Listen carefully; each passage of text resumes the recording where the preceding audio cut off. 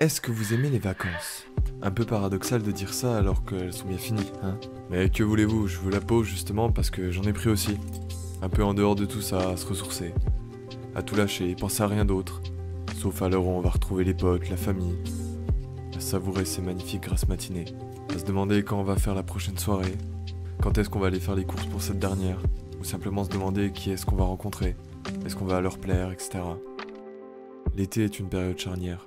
La période de l'évolution, tel un Pokémon qui ne cesserait d'évoluer chaque été et qui, paradoxalement, que la résultante de nos expériences rondement menées de l'année qu'on vient de passer.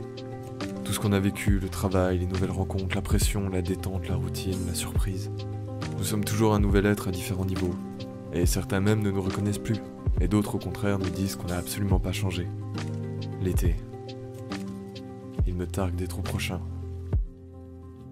D'avoir la vie des gens que j'ai laissés dans mon ancien chez moi. Et qu'ils me disent si j'ai changé ou non. L'été.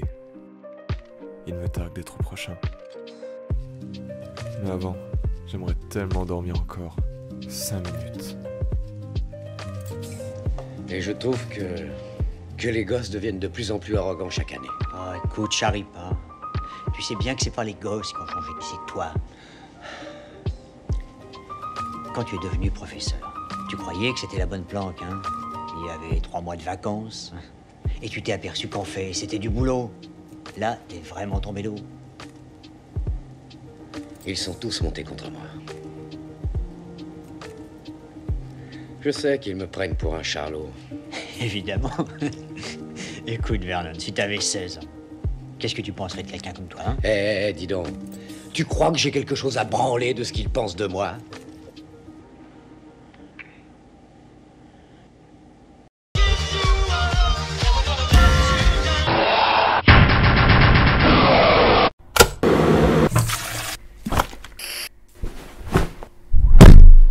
Monsieur, vous êtes arrivé avec 2 mois de retard et 2 heures de colle.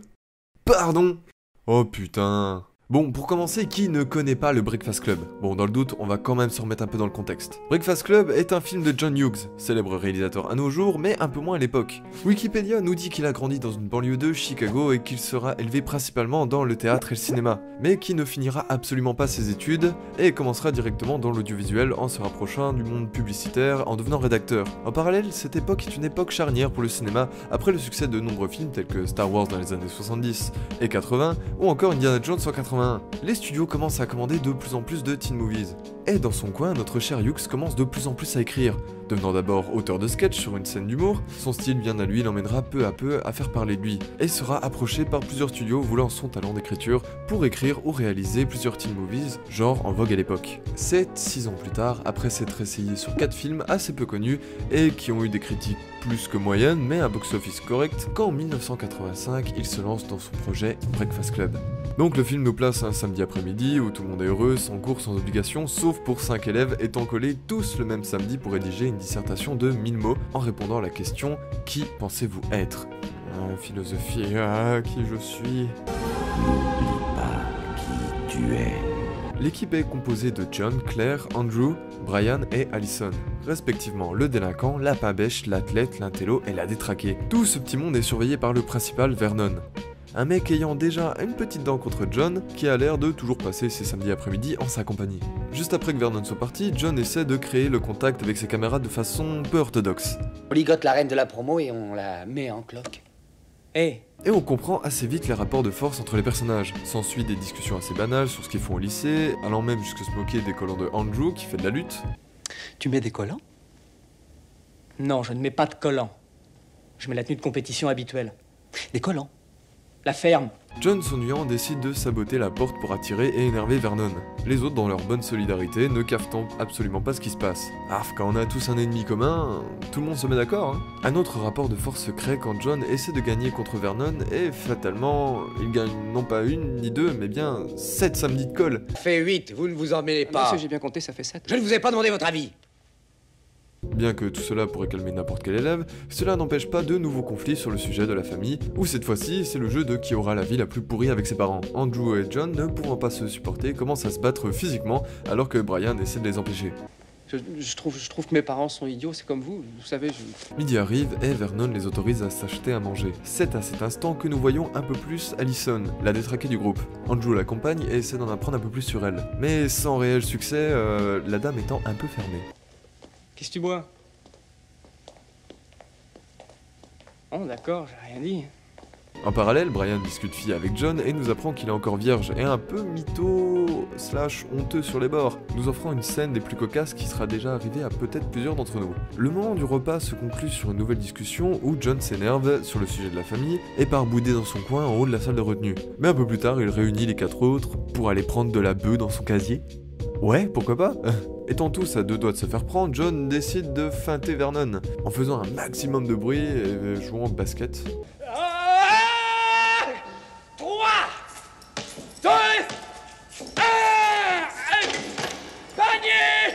C'est vrai que c'est une solution efficace. Foudrage, Vernon décide d'enfermer John dans un placard et décide de lui passer un savon plutôt violent, allant même jusqu'à le provoquer physiquement. Mais il suffira d'1 minute à celui-ci pour sortir de son KGB et rejoindre les autres, car bien évidemment John Hughes a dû jouer à Splinter Cell un peu avant. S'ensuit 5 petites scénettes où plusieurs fument des joints, on apprend qu'Allison a des tendances kleptomanes, que Brian flippe de ne pas avoir des bonnes notes, et que John est un don Juan sortant avec de nombreuses filles.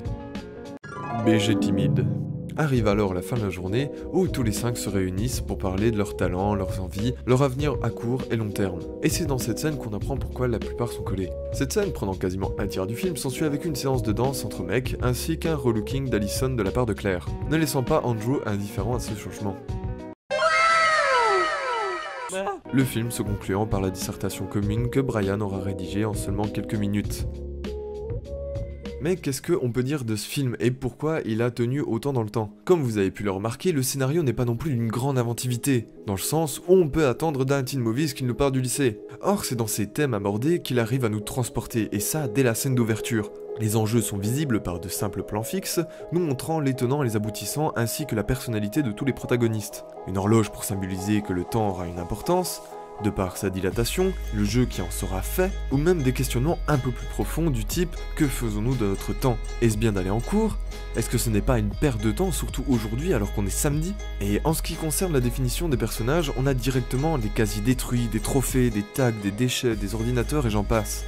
Cela pourrait sembler anodin, mais nous fait simplement penser à une présentation quasi exhaustive d'un lycée. Mais au-delà de tout ça, on se rend compte que c'est assez caricatural, qu'il n'y a pas de vie propre, et que le film aura pour but d'aller au-delà de la vision qu'on peut avoir, des étiquettes. Ce n'est pas pour rien que la première chose à laquelle on rattache Andrew soit la marque Nike visible dans les vestiaires. Le film nous montrera l'évolution du personnage, et lui fera enlever cette simple étiquette de BG sportif, de par ses interactions avec les autres, mais surtout sur le fait de s'ouvrir et d'avouer ses erreurs et ses failles en tant qu'humain. Les diverses personnalités et enjeux sont visibles sur les interactions qu'ont les jeunes avec leurs parents. Certains arrivent en voiture et échangent quelques mots, tels qu'Andrew et Claire, montrant qu'ils ont des liens assez forts avec eux, à contrario de John venant seul, dans un accoutrement quasi SDF, nous faisant comprendre sa détresse, sa solitude, et le fait qu'il soit abandonné de tous et en particulier de ses parents. Cette idée sera encore mise en avant à l'heure des repas.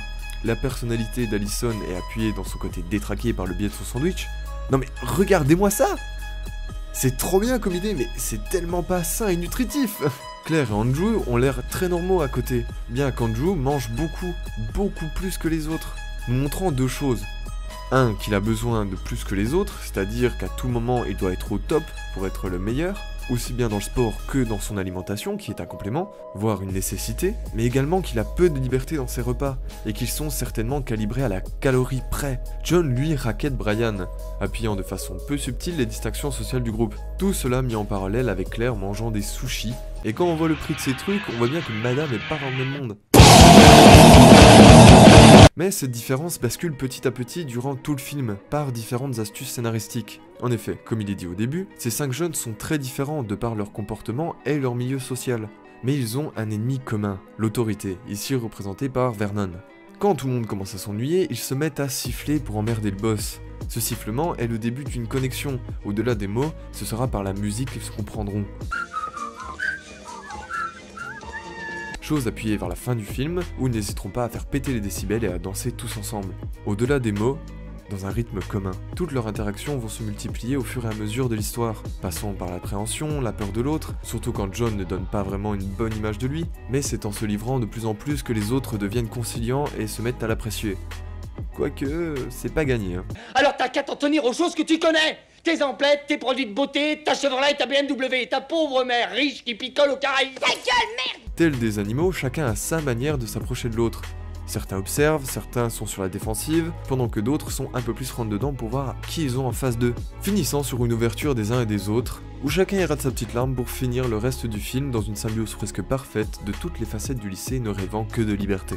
Cela passera par plusieurs étapes, de par l'aide exponentielle de chacun des élèves entre eux, en particulier John qui n'hésitera pas à se sacrifier pour permettre aux autres de ne pas se faire prendre par Vernon, telle une menace pesant inlassablement sur nos héros, qui lui coûtera un retour à la réalité plutôt violent, mais on y reviendra plus tard. Cette entraide déroulera sur une découverte de tous les univers des uns des autres. John leur fera découvrir les joints, Claire ses talents cachés, et Allison, un peu forceuse, déballera tout son sac devant Andrew et Brian, dévoilant littéralement toute son intimité et se mettant presque à nu, si on peut dire. Mais quelle belle transition pour parler de sexe, les amis.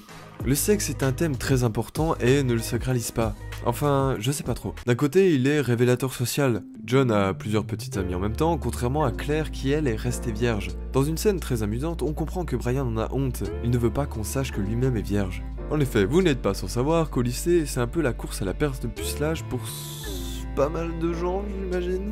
En même temps, c'est là que les hormones, elles éclatent. Mais c'est pas le sujet. Enfin, si. Enfin, quoique, je sais pas. Mais bref, ça fait quand même partie du lycée. Cela nous ancre dans une réalité palpable, avec la réputation mélangée aux envies, mais aussi les incohérences que cela entraîne, très bien expliquées dans le film. Si tu te dis que tu l'as pas fait, t'es pas libéré. Et si tu dis que ça t'est arrivé, t'es une traînée. T'en sors pas. Tu veux, mais tu peux pas. Et si tu le fais, tu t'en mords les doigts. Vrai ? Message peut-être pas subtil, mais qui aura le mérite de faire réfléchir et de relativiser pour pas mal de gens, en particulier les adolescents qui regardent ce film pendant le lycée.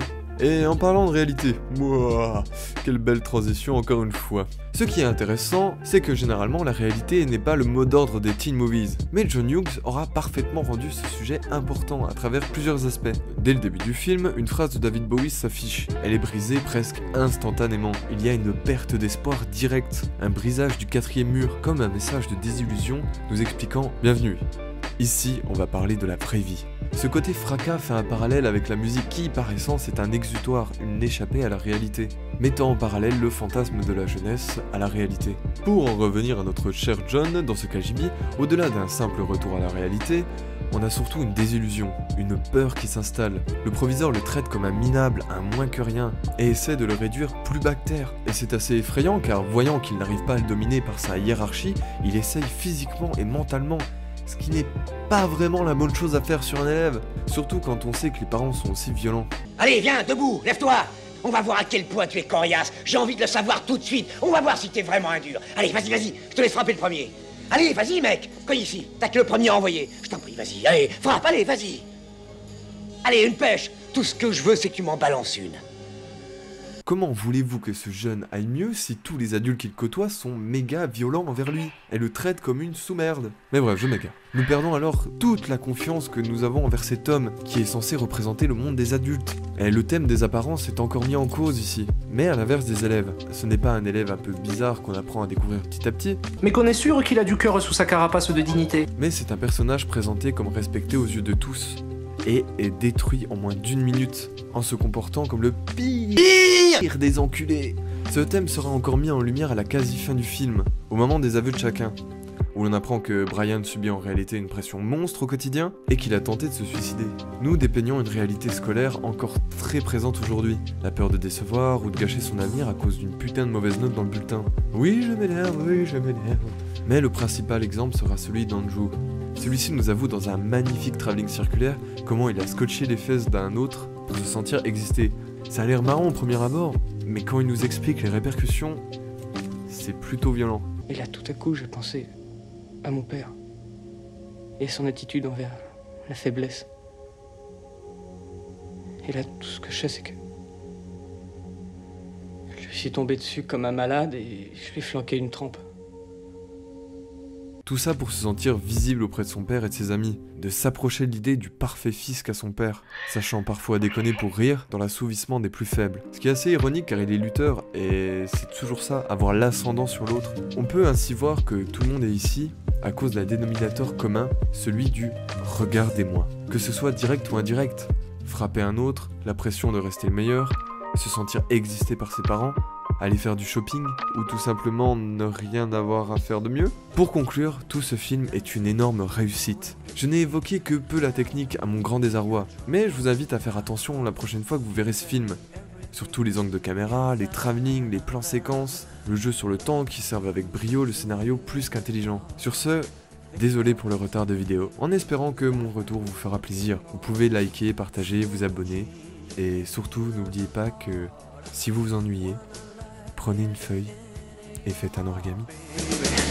Don't you forget about me.